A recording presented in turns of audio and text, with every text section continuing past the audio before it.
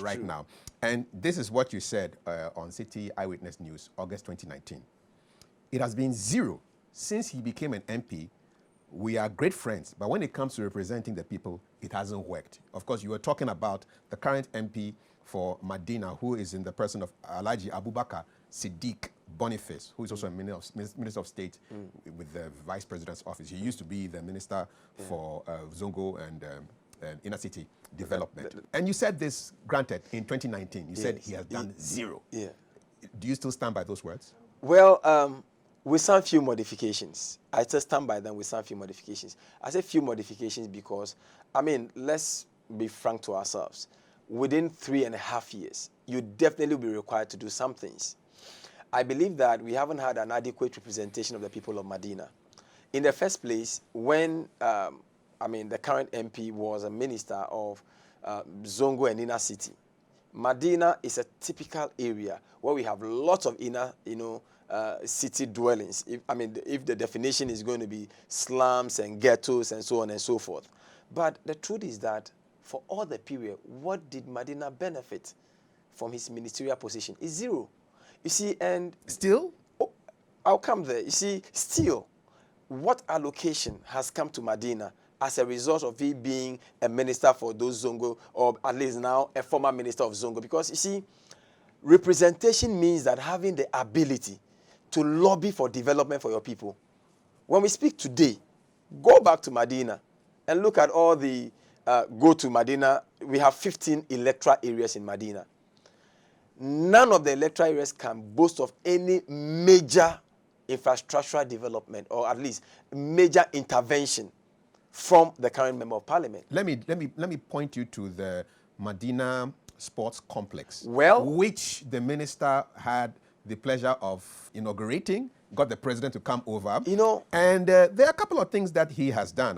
Let me just list them, and then you come up, because very well. You said zero. Yeah, so that we'll pick up. Exactly. Yeah. So the polyclinic in Medina has benefited from an ambulance, has benefited from beds, has benefited from mattresses, and he's been quite busy in this coronavirus era. 15 mosques, including the Medina Central Mosque, have benefited from PPEs, personal protective equipment. He went into a collaboration with the Korean embassy, gave them that, and the police, the chiefs, transport operators, they've gotten PPEs, 50,000 nose masks to be manufactured by seamstresses and tailors. The man is on the ground and he's giving. And you see, I like your idealistic ideas about parliament, but in Ghana, parliament is about what can you do for me?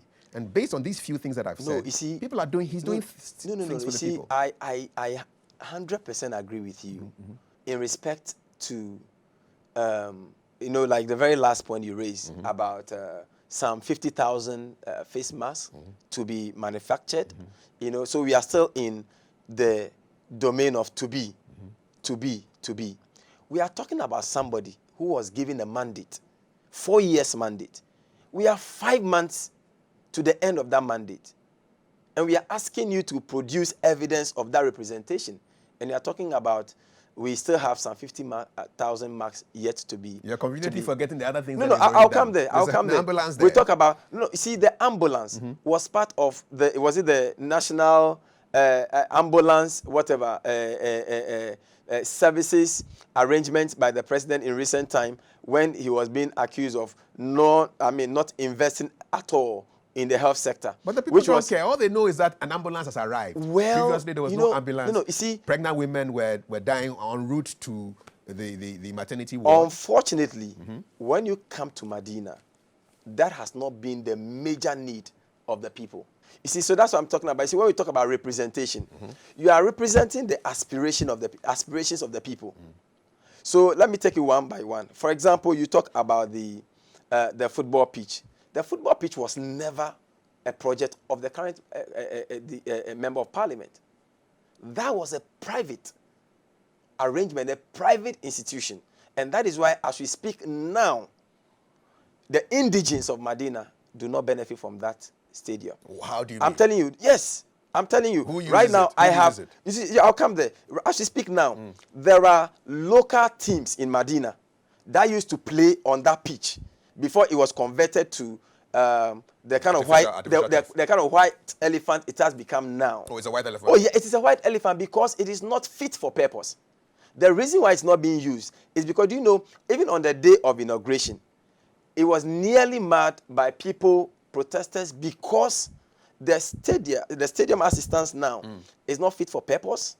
And for that reason, nobody is able to use that stadium. Why not? Why is well, it not fit for purpose? It's an AstroTurf. So it, in dimensions, it doesn't fit. It's not qualified to be a standard pitch for players that are supposed to be, playing in international fields and so on and so forth. And don't forget that in Medina, Medina has been a hub of very renowned players. Many renowned players in the Black Stars. Some found their way into Kotoko, some in their way to Hearts. They came from Medina. So if the current member of parliament was properly representing the interests of people of Medina, you would have first of all engaged stakeholders. He was not. This is a private arrangement, and as we speak now, no team in Medina have an opportunity to play on that pitch. So if you were in the seat, what would you have done? Well, in the first place, I believe that you say what I would have done, yes, not what I would do if I come back. Yeah. If I come to power, I would prefer what would you do, because I believe this is what I am going to do. When I come to office, come 7th January 2021, in the first place, we are going to have a major stakeholder engagement, because youth development and sports development is one of the key items on what I want to do, because I realize that it provides, it's a means for generating employment for a lot of the youth in Medina. And so sports is one of the areas we don't need to joke with. And I'm going to engage with all the stakeholders in the sporting industry. Will you abandon the stadium? We are not going to abandon it. We are going to restructure that stadium. At whose cost? Well, we need to find the money. It's going to, because you see, if something is serving a community, if you were able to do that stadium well, I believe that the stadium has the potential of generating income. I know that where it is now, it is just a white elephant. Since it was commissioned, nobody uses it. And it has no use as we speak right now. Nobody uses this stadium at all? As we speak now. Zero? It's zero. After the launch where the minister caught a penalty? As we speak now, you see, it is zero. Nothing? It's zero. A stadium like that, if it were up to standard, we should be able to play even league matches on that stadium. But why can't it be used for training purposes? There must be some use for it. You see, the point is that once you don't properly engage people, you see, when you are a leader, you are not a leader unto yourself. You are a leader for people. You are supposed to preside over people. So when you are given an opportunity to do a community project, if you don't involve the critical stakeholders, then you failed. And so your approach is going to be different.